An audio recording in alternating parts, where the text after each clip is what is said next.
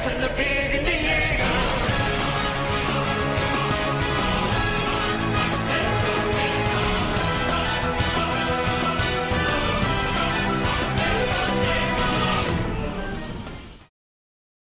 Eric Van Buren nous a rejoint sur le plateau de 64 minutes. Bonsoir, merci d'être avec nous. Soyez le bienvenu sur TV5 Monde et en direct. Vous rendez hommage à cette émission devenue culte que je présente à l'instant, Téléchat. C'est un livre qui est en collaboration avec Laura Boyer, édition Tana. Alors c'est grâce à vous, grâce à Roland Topor et Henri Cloneux, que le Téléchat a vu le jour en 1983, d'abord en Belgique et puis quelques jours après en France. Il ne reste plus que vous de ce trio belge et de ce trio magique, malheureusement et heureusement d'être avec nous aujourd'hui.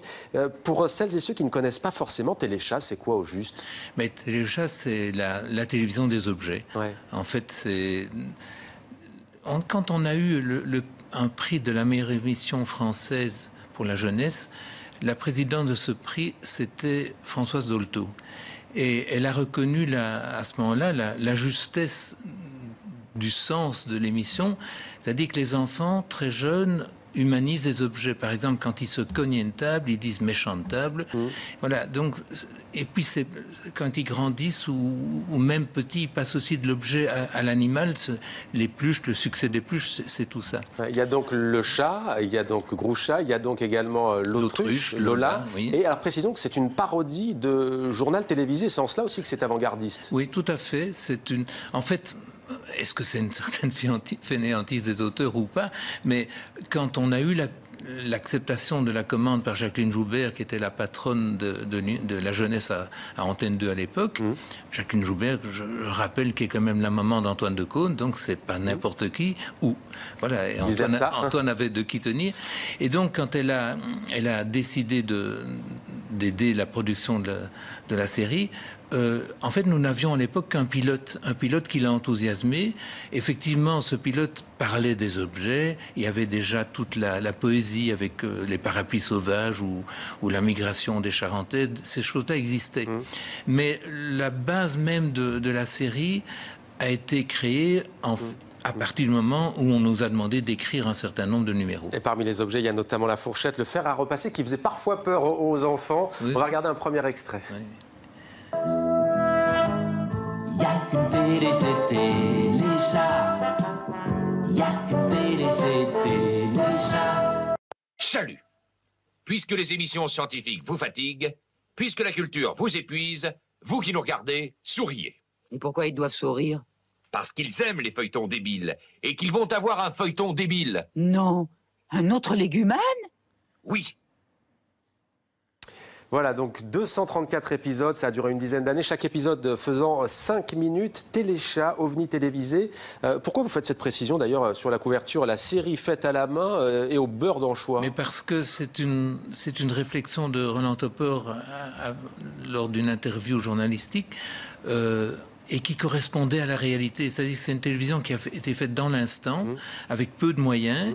Et par exemple, à certains moments, le décor était tenu par le décorateur et une accessoiriste, et il posait la question, bon, c'est OK. Elles ont été fabriquées aux Pays-Bas, hein, ces marionnettes, non, et d'ailleurs... les marionnettes aux Pays-Bas, oui. Et donc, par exemple, on lâchait le décor, c'était terminé. Donc, c'est une émission où l'éphémère a fort existé. Il y a une page avec humour, téléachat, petit jeu de mots, pour dire qu'à l'époque, il y avait aussi des produits dérivés, il y avait déjà du marketing autour de Téléchat. On a fait très peu de produits dérivés, parce que l'émission contestait quand même la société de consommation dont les objets étaient victimes pour nous, et donc on en a fait très peu. On a fait des t-shirts, des petites figurines, des choses comme ça, mais pas beaucoup plus.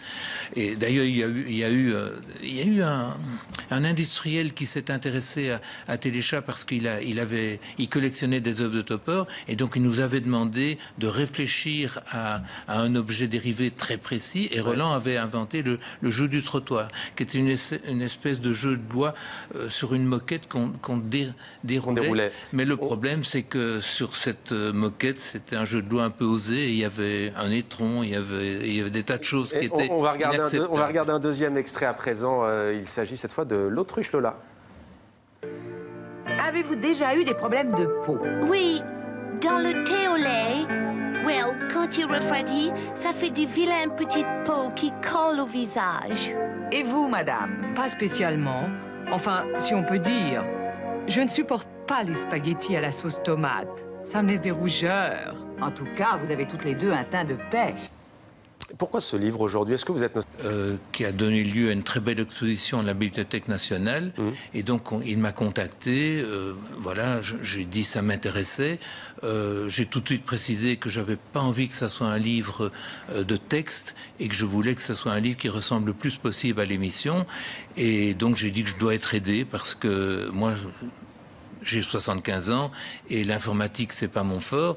Donc, il fallait des gens capables et ils m'ont proposé Laure Boyer qui se trouve sur la couverture, en tout cas, qui est pour moi plus qu'une collaboratrice et qui est une co-auteure très talentueuse. Allez, co-autrice et co-auteur avec vous. Voilà. Merci, il faut que je vous quitte. La télé m'appelle, voilà ce que disait le regretté Roland Topor. Merci à vous.